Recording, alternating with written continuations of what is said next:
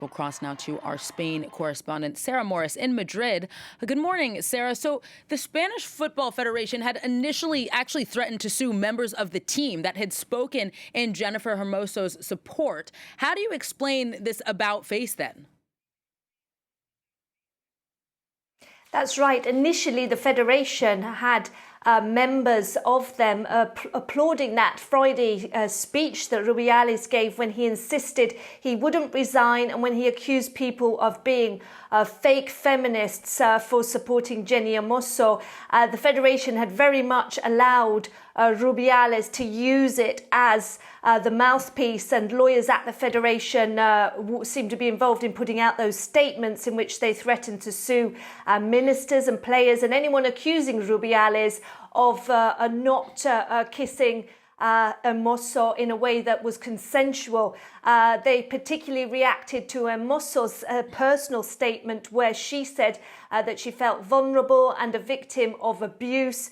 And those statements continued really until the FIFA suspension of Rubiales. Of course, the interim president, Pedro Rocha, took over. And it looks as if they've started to move to remove at least one statement against Jenny Hermoso from the Federation website. Now, yesterday late last evening, 19 of the presidents at a regional level put out a strong statement in which they said Sir Luis Rubiales should immediately present his resignation as president of the Federation. And they said that was after the latest events and unacceptable behaviour that had damaged the image of Spanish football. They also called for profound change.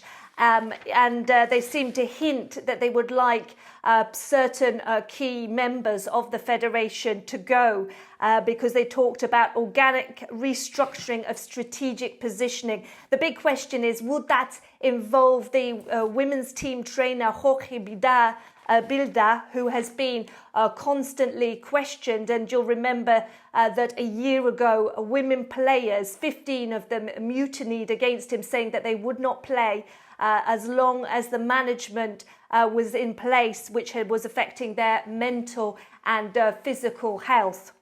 Now, Sarah, the reactions from the streets, meanwhile, have been a little bit more constant, if you will. Hundreds of people demonstrated in Madrid this week. So how are people in Spain reacting to these latest developments? Well, we saw hundreds of mainly young women, feminists, and we also saw some key ministers yesterday on the streets of Madrid near Callao Plaza. They were basically waving purple flags. They had banners which said, "With you, Jenny Hermoso." They also said that it was not a peck on the lips, as Rubiales described it. It was abuse. They're backing the public prosecutor's case. The public prosecutor has asked Jenny Hermoso if she would like to make a formal statement which could lead to a case in the criminal courts. She has 15 days to do that. And broadly speaking, the press on both sides seems to be supporting and thinking that Rubiales must go after the Federation statement. There's no clear sign that he will resign. We'll have to wait and see how he reacts to his colleague's statement. But in El Diario, they're saying that this is a victory for feminism. They say Rubiales has survived many scandals, but he couldn't survive the weight of feminism. And they're saying in the last 22 years, there's been a huge change in Spain on the way that sexual harassment gets treated. And even in the conservative newspaper ABC, they also think that there should be questioning of how those mutineering women players were treated a year ago.